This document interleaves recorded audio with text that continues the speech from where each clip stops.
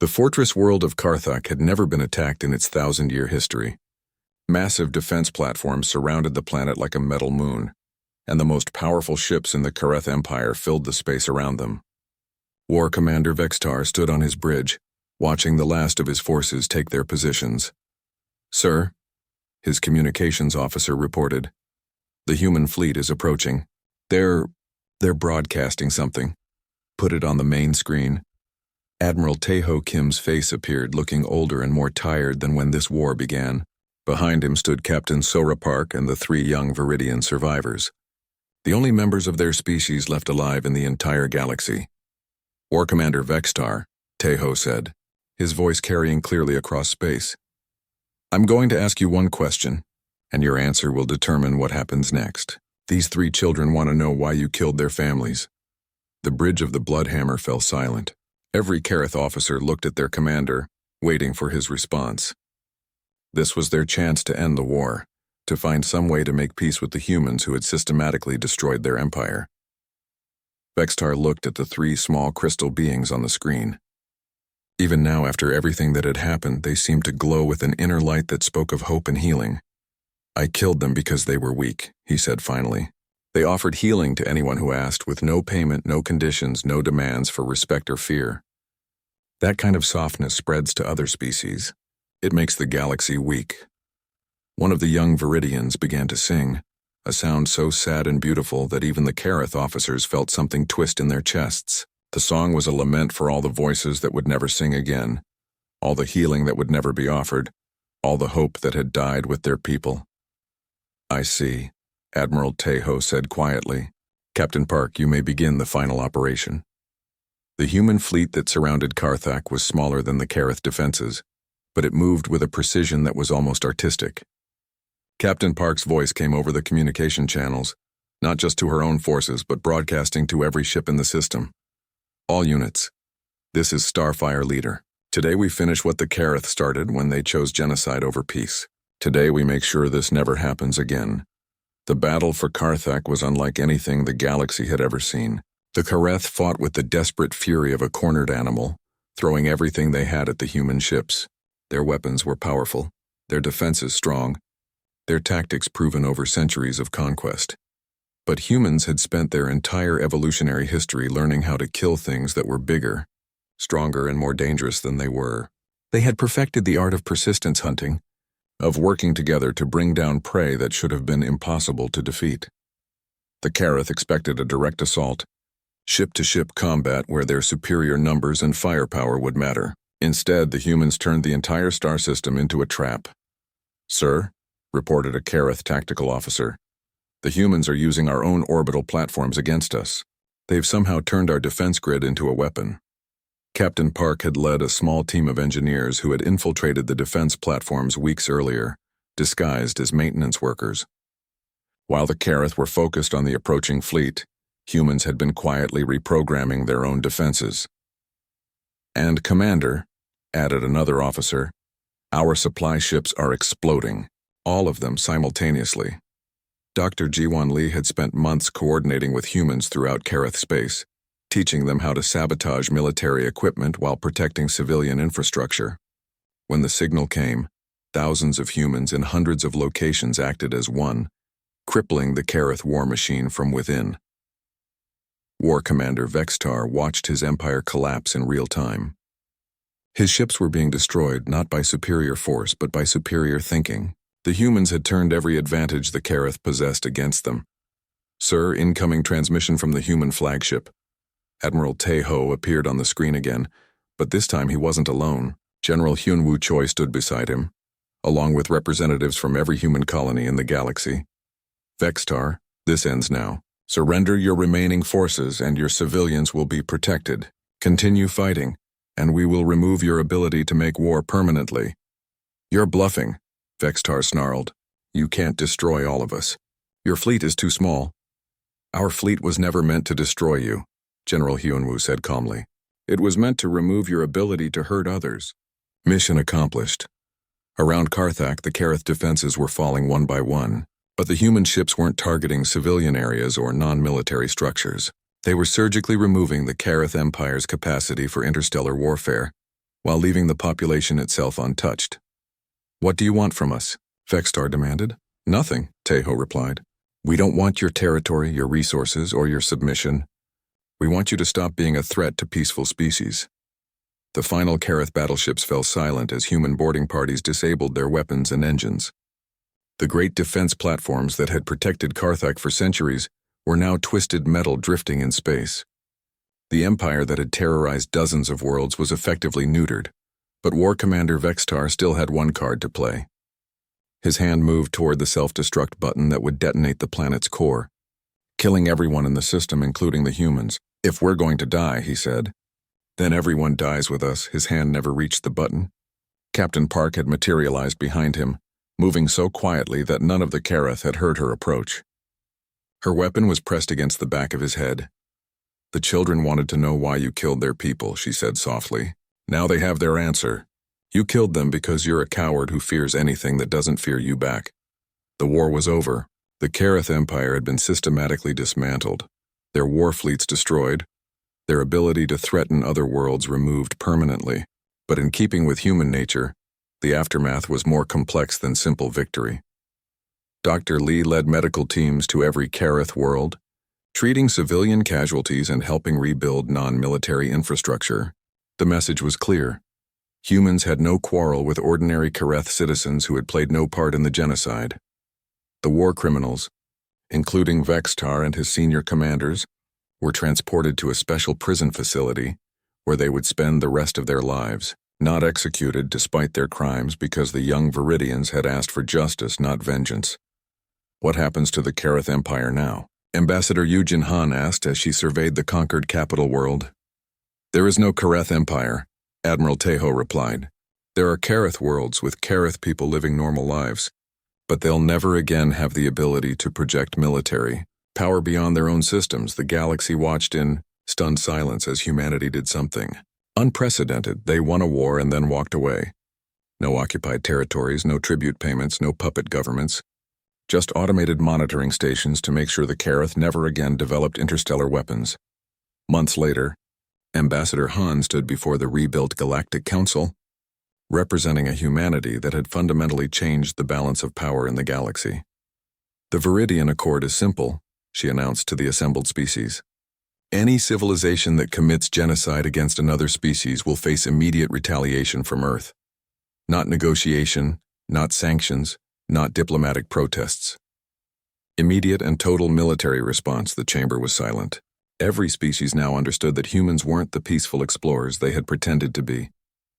They were apex predators who had learned to restrain themselves, but only as long as certain lines weren't crossed.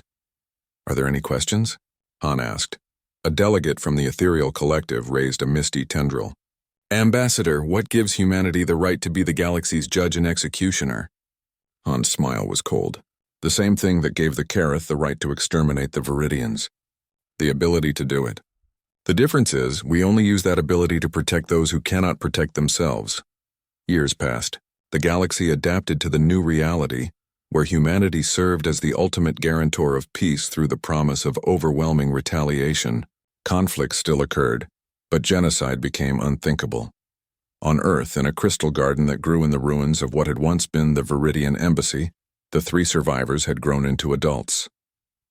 Their songs were different now, touched with sadness but also with hope. Admiral Tejo, now retired, often visited them. On this particular day, one of the Vidians asked him a question that had haunted them all. "Do you think we did the right thing? Would our people have wanted such violence done in their memory?" Tejo looked up at the stars, where automated sentinels still watched over former Kareth worlds, ensuring they remained peaceful. "Your people believed that all beings could choose harmony over conflict," he said finally. "The Kareth proved that belief wrong, but maybe, knowing that crossing certain lines will result in absolute consequences, future species will choose harmony instead." The Vidian song became thoughtful, so their death served a purpose even though they died for no reason. "Their deaths taught the galaxy that some things are sacred," Tejo replied. "Peace, healing, the protection of the innocent." War Commander Vextar stood on the bridge of his flagship, the Bloodhammer, reading reports that made no sense to him. Human ships were attacking Kareth outposts across 17 different star systems. But these weren't normal military attacks. Commander, his tactical officer, reported. The humans hit our mining station at Kether 7. Complete destruction. No survivors, no communication attempts, no demands for surrender. What about the fleet station there? Vextar demanded. Also destroyed. The humans used the asteroid belt as cover, then attacked from 12 different directions at once. Our ships never had a chance to coordinate a defense. Vextar's scarred face twisted into a frown. How many human ships were involved? Intelligence estimates. 3, sir. 3 ships destroyed an entire mining operation and escort fleet? Yes, sir. And Commander, there's more. They're hitting us everywhere at once. Kalar Prime, the Nexus Station, our supply depot at Valdris. All simultaneous attacks, all complete victories for the humans. Admiral Taeho Kim watched the tactical reports flowing in from across Kareth space. Operation Long Hunt was proceeding exactly as planned. While the Kareth expected traditional battles with clear objectives, humans were conducting something much more dangerous: systematic elimination warfare. Admiral, Captain Sora Park reported from her position commanding the Starfire Squadron. Target 17 is neutralized. No Kareth survivors, military assets completely destroyed. Moving to Target 18. Acknowledged, Starfire. What's the status on their response? Confused and scattered, sir. They keep sending large fleets to defend strategic positions, but we're not attacking strategic positions. We're attacking everything equally. That was the key to the human strategy. The Kareth, like most military species, thought in terms of important targets and acceptable losses. They focused their defenses on what they considered vital, leaving everything else lightly protected. But humans weren't trying to capture territory or control resources. They were methodically destroying the Kareth Empire's ability to exist. Dr. Jiwan Lee was in the intelligence center, coordinating with the 50,000 humans still inside Kareth space. What the galaxy was witnessing wasn't just a military operation. It was the activation of humanity's greatest weapon, their ability to work together across impossible distances. Dr. Lee, came a transmission from a human mining engineer on the Kareth world of Brutus 4. We've finished mapping their planetary defense grid. Uploading the complete structural analysis now. Received Mining Station 7. Stay safe and await further orders. Another transmission came in from a human doctor working in a Kareth hospital. Lee, I've got intelligence on their command structure. The war leaders are planning to retreat to their fortress world of Karthak, sending troop movement data now, all across Kareth space. Humans who had been living normal lives as workers, doctors, teachers, and traders were suddenly revealing themselves as the most effective intelligence network in galactic history. They had spent years learning Kareth languages, customs, and military procedures. Not as spies, but simply as humans being curious about the world around them. Admiral, Dr. Lee reported to Taeho, we have complete intelligence on every major Kareth installation. Population centers, military bases, industrial complexes, supply lines, everything. What about their civilian populations, separate from military targets as ordered? Our people are providing medical aid to civilian casualties and protecting non-combatants from the fighting. This confused the Kareth more than anything else. Human forces would completely destroy a military base, killing every soldier, then immediately provide medical care to any civilians caught in the area. They fought with absolute brutality against military targets, but showed surprising gentleness toward innocent people. War Commander Vextar was discovering that humans fought wars differently than any species he had ever encountered. Most civilizations fought for specific goals: territory, resources, political control. When those goals were achieved or became impossible, the war ended. Humans appeared to have only one goal: the complete elimination of the Kareth Empire's military capabilities. Sir, his intelligence officer reported nervously.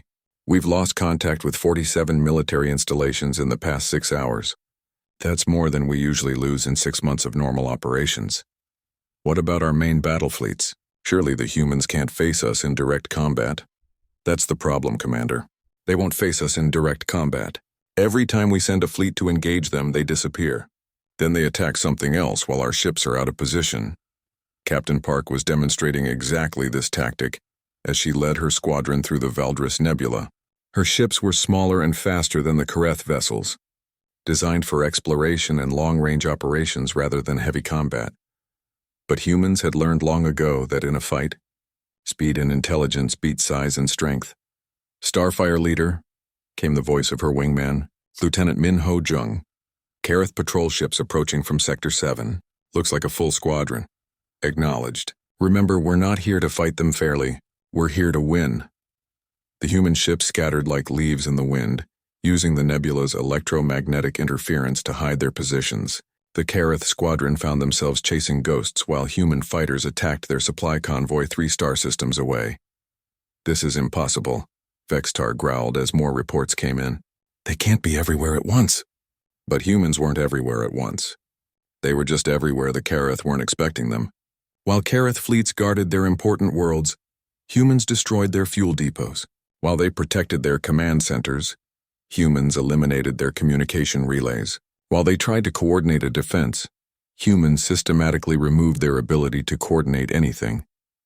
General Hyun-woo Choi was orchestrating the largest military operation in human history from his command center on Earth. Hundreds of human ships were operating independently across the galaxy, but they were all following the same simple strategy. Destroy everything that allows the Kareth to make war. Protect everyone who isn't making war. General, reported his aide. The Kareth are starting to withdraw their outer fleets toward their core worlds. Looks like they're planning to make a stand at their fortress systems.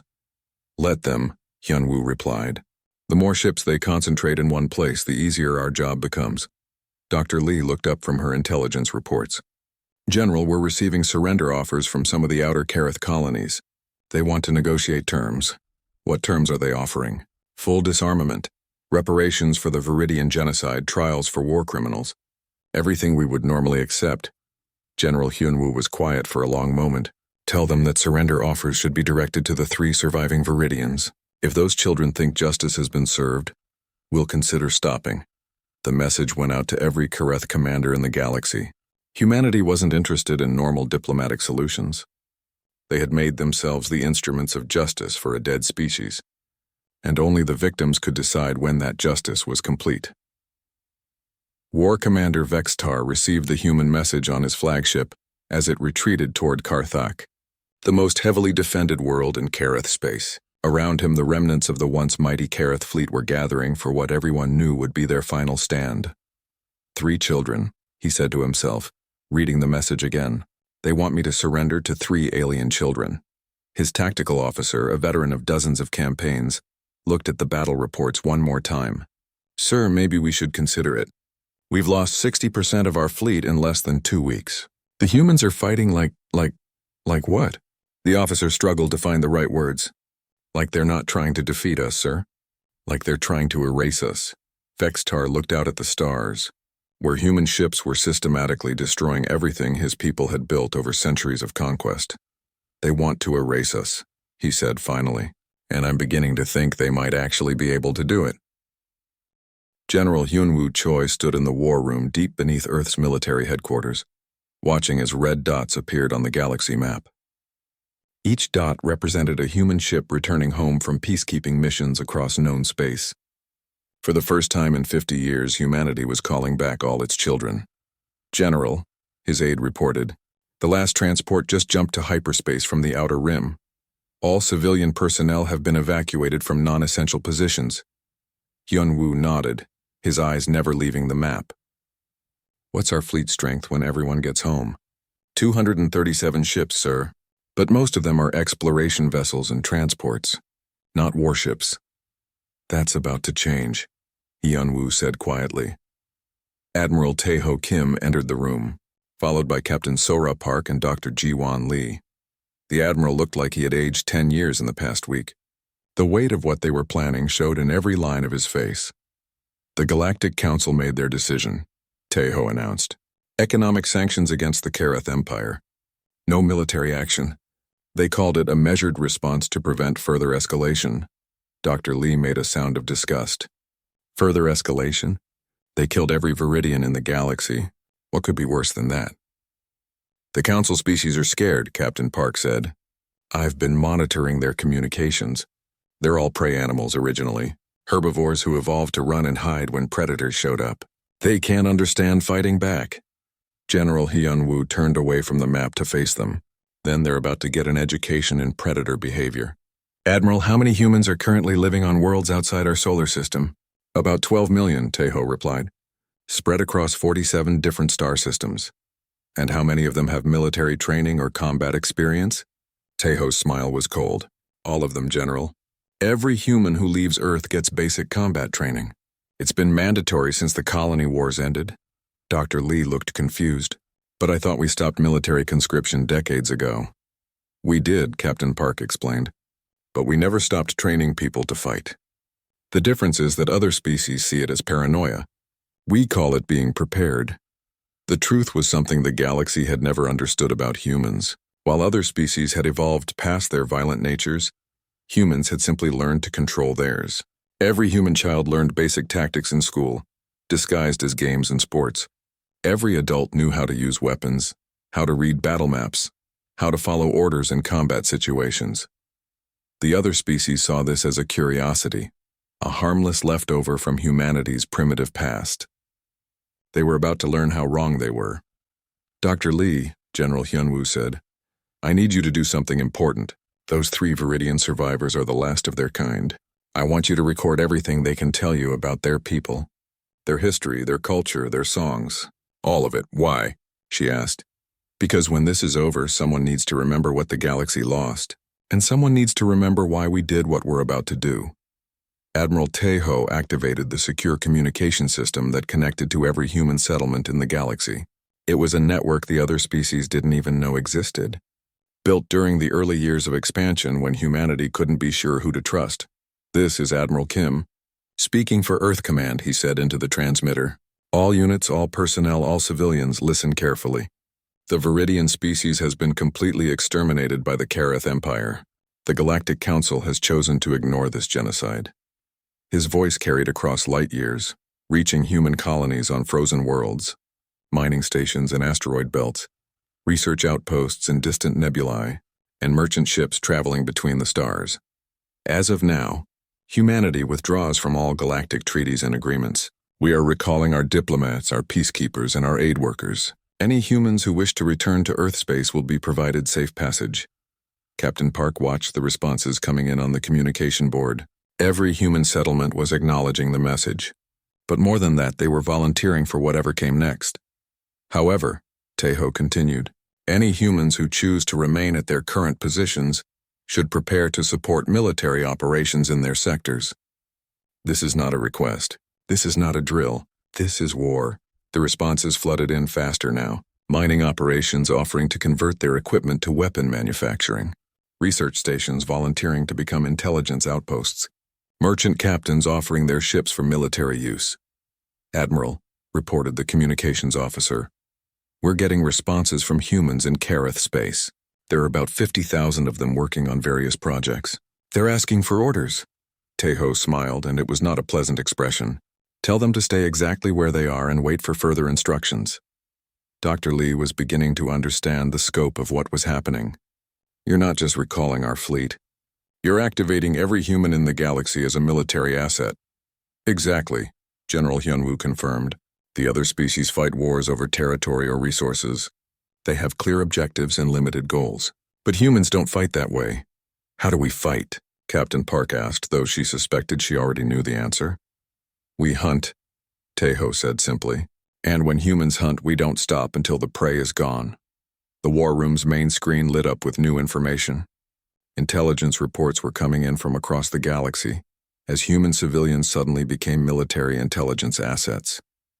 The Kareth had never bothered to pay attention to the humans living and working in their space.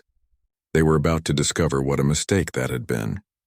General, reported an intelligence officer, we're receiving detailed information about Kareth military installations, ship positions, supply lines, and command structures. The humans in their territory have been watching and mapping everything. Of course they have, General Hyunwoo said with satisfaction. It's human nature to observe and learn about potential threats. Dr. Lee was reading the reports as they came in. These humans have been living among the Kareth for years. They know their weaknesses, their fears, their command protocols. It's like we've had spies throughout their entire empire and they never knew it. Not spies, Captain Park corrected. Just humans being human. We always watch. We always learn. We always prepare for the worst-case scenario. Admiral Tejo was studying the tactical reports. The Kareth Empire controls 200 star systems. Their fleet has over 800 ships. Their population is around 50 billion. And they're about to learn why you don't kill humanity's friends, General Hyunwoo said grimly. The galaxy had made a fundamental error in understanding human nature. They saw humanity's capacity for friendship and cooperation and assumed it meant humans were naturally peaceful. They were wrong. Humans weren't peaceful by nature. They were protective by nature. The Vidians had offered nothing but kindness to every species they met. They had healed the sick, shared their knowledge, and asked for nothing in return. They had been everyone's friends, but they had been humanity's family. Dr. Lee, Taeho said, I want you to prepare a message for the galaxy. Make sure everyone understands what's about to happen and why. What should I tell them? Taeho looked out at the stars where millions of humans were preparing for the largest military operation in galactic history. Tell them that humanity remembers its friends. Tell them that we pay our debts. And tell them that some lines should never be crossed. As reports continued to flow in from across the galaxy, it became clear that humanity had been vastly underestimated by everyone, including themselves. The Kareth had destroyed a species of healers and expected no consequences. They were about to learn the difference between a civilization that had evolved past violence and one that had simply learned to aim it. Captain Sora Park flew her fighter ship through the empty space toward Viridis Prime, her heart full of excitement. Today was the day of the great celebration. The Vidians had spent weeks preparing a ceremony to welcome the Kareth Empire into the peaceful alliance of worlds. Starfire Squadron, this is Control, came the voice of Admiral Taeho Kim through her communicator. You're cleared for approach to Viridis Prime. The ceremony should be starting soon. Copy that, Admiral, Sora replied. I can see the planet now. Wait, something's wrong. Instead of the usual beautiful glow of the crystal cities, dark smoke was rising from several points on the planet's surface. The orbital stations that usually sparkled like jewels were now twisted metal and debris. Control, I'm seeing explosions on the surface. The orbital defense platforms are gone. Requesting immediate backup. What? Taeho's voice cracked with shock. Sir, get out of there now. Return to base immediately. Negative, sir. I'm detecting life signs. There might be survivors. Sora pushed her fighter toward the planet, her hands shaking as she saw the destruction below. The beautiful crystal towers were broken and melting. The harmony chambers that had filled the air with music for thousands of years were silent. She landed near what used to be the main city. The crystal buildings were cracked and bleeding light like wounded stars. As she stepped out of her ship, she heard something that made her heart break, a weak, sad song coming from the ruins. Following the sound, she found them. 3 young Vidians, barely more than children, hiding in a broken crystal cave. Their normally bright colors were dim with fear and pain. One of them was badly injured, cracks running through his crystal body like lightning. What happened? Sora asked through her translator. Where is everyone? The oldest of the 3, a young female whose song was full of grief, managed to answer. The red ones came during the ceremony. They said they wanted to heal with us. But then, they brought weapons. They destroyed the harmony chambers first. Sora felt sick. Where are the others? Where are Crystal Singer and the council? Gone, the young Vidian sang, her voice like breaking glass. All gone. They tried to heal the attackers even as they were being killed. They couldn't understand why someone would want to cause so much pain. With gentle hands, Sora helped the 3 survivors into her ship. As they lifted off from the dying world, she saw the full scope of the horror. Every city was destroyed. The crystal forests that had taken millions of years to grow were now just melted slag. The 3 suns that had once reflected beautifully through the crystal atmosphere now shone down on a dead world. Admiral, she reported, her voice barely controlled. Viridis Prime is gone. The entire population appears to be dead. I have 3 survivors with me, all juveniles. The silence on the communicator lasted for several seconds. When Taeho finally spoke, his voice was different, harder. Bring them to the medical bay immediately. Dr. Lee is standing by. Dr. Jiwon Lee was waiting when Sora's ship docked with the Earth Medical Station. The moment she saw the injured Vidian children, tears started flowing down her face. She had spent 2 years living with these gentle beings, learning their ways, considering them friends. Who could do this? She whispered as she began treating their injuries. They were the most peaceful species in the galaxy. They never hurt anyone. The young Vidians told their story in broken songs. The Kareth had come with a large fleet, claiming they were there for the healing ceremony. Crystal Singer and the Council had welcomed them with open arms, ready to share their medical knowledge freely. But instead of receiving healing, the Kareth had brought death. They had studied the Vidian cities during their previous visits, learning exactly where to strike to cause the most damage. They knew that destroying the Harmony Chambers would cut off the Vidians' ability to communicate and coordinate any defense. They used some kind of sonic weapons, the injured young one managed to sing. The sound was wrong, hateful. It shattered our crystal structures from the inside. And they didn't just attack Viridis Prime, the eldest added. We heard the death songs from the colony worlds too, all of them at the same time. Dr. Lee's hand stopped moving as the horrible truth hit her. They attacked all the Vidian worlds simultaneously? But that would mean total extinction, Admiral Tejo said grimly as he entered the medical bay. We've received confirmation from our other ships. 17 Vidian worlds, all attacked at exactly the same time. No survivors found except these 3. Ambassador Yujin Han rushed in behind him, her face pale with shock. Admiral, I've been in contact with the Galactic Council. They're calling an emergency session to address this genocide. What did they say about immediate action? Tejo asked. Yujin's expression grew even more grim. The other species are reluctant to act. They're afraid of Kareth retaliation. They want to impose economic sanctions and formal censure.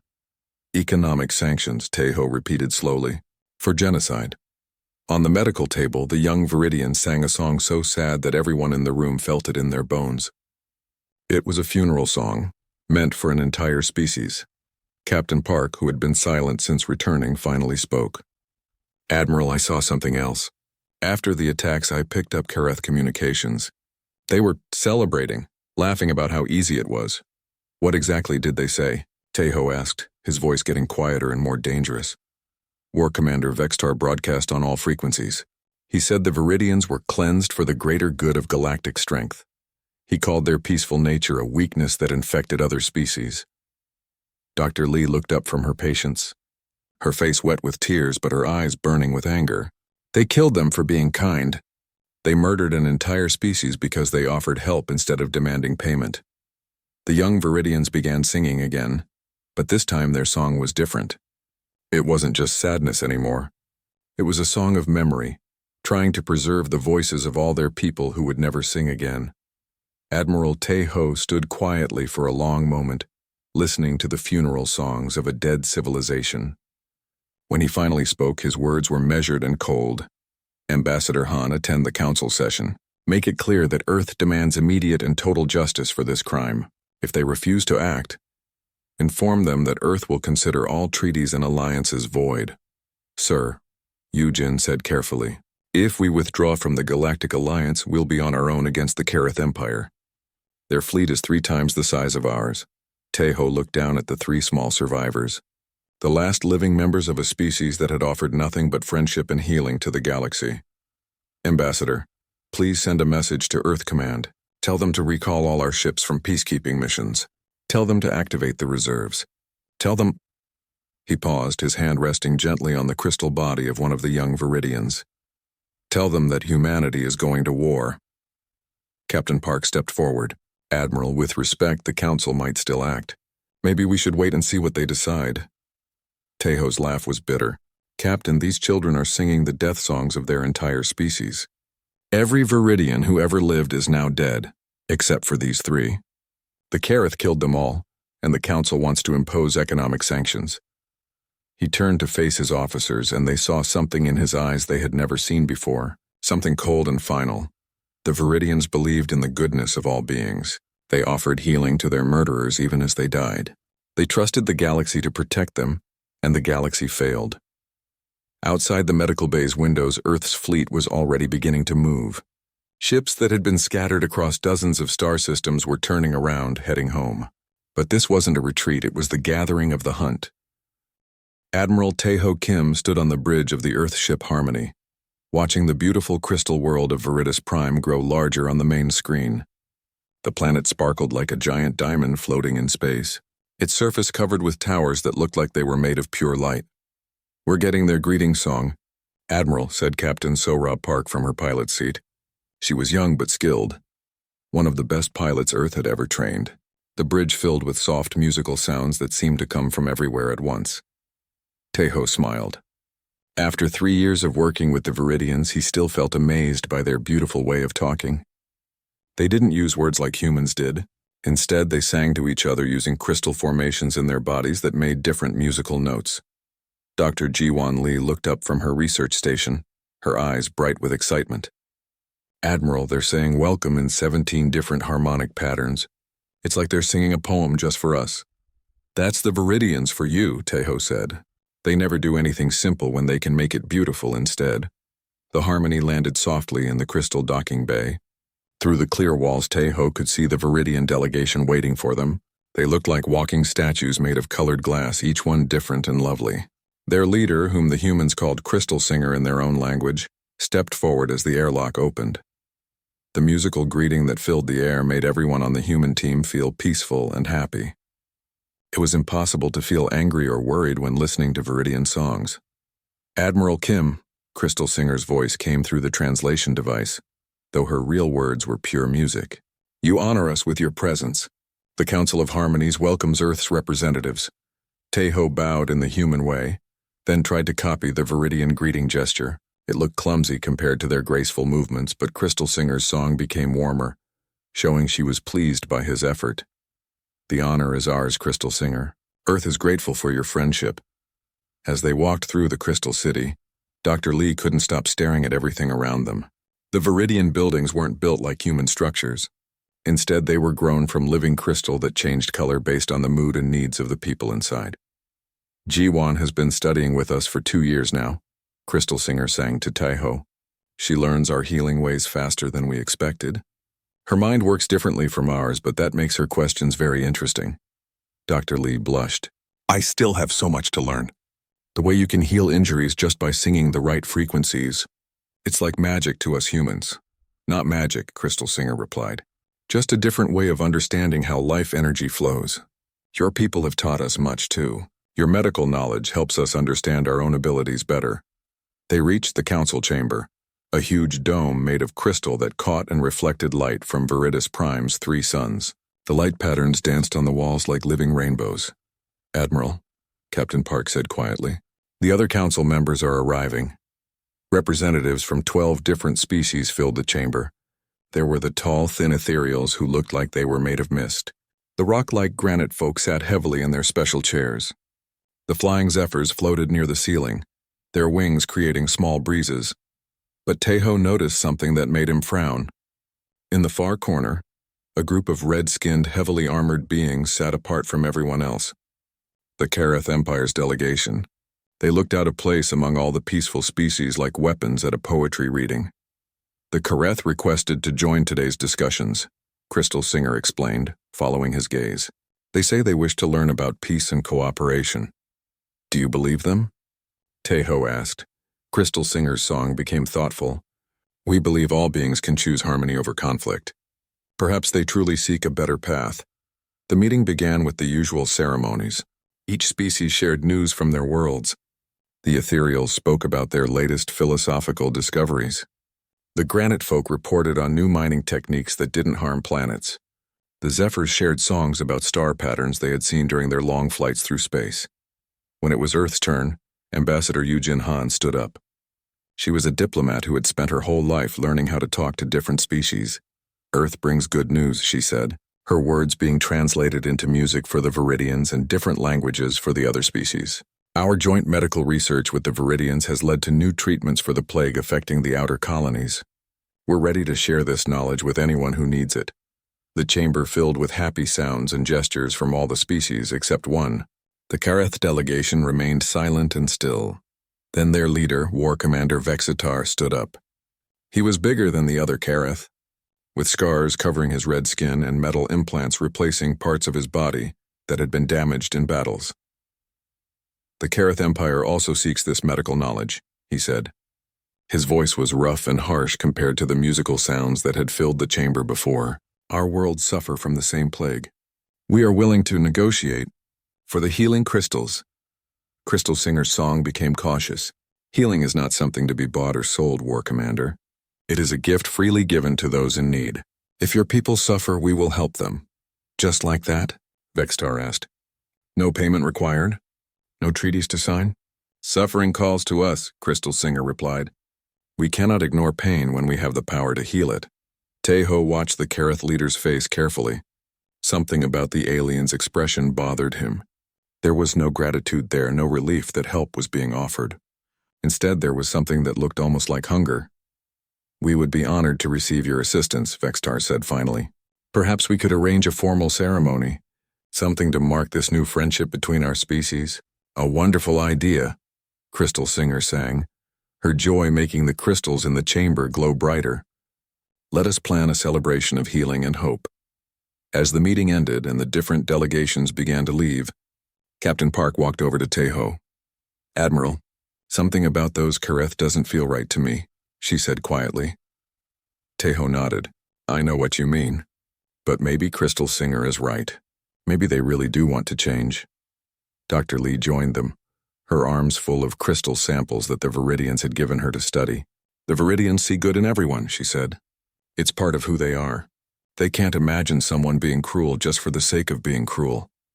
I hope their faith is justified, Teho said, watching the Kareth delegation board their dark, weapon-covered ship. I really hope so.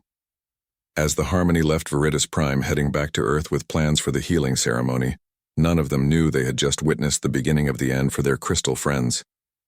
The Kareth had learned everything they needed to know, and War Commander Vextar was already making very different plans for the promised celebration.